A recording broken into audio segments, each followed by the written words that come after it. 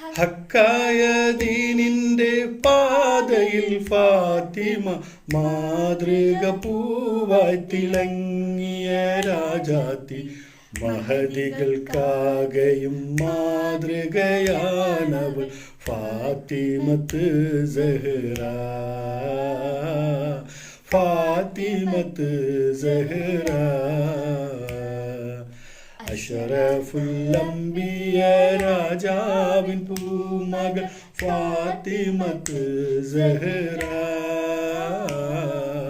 ഇമ്പപ്പൂവഴകായി Mecca മരുഭൂവിൽ ഉദിച്ചൊരു കമറാണ് ഫാത്തിമത്തൊളിവാണ്.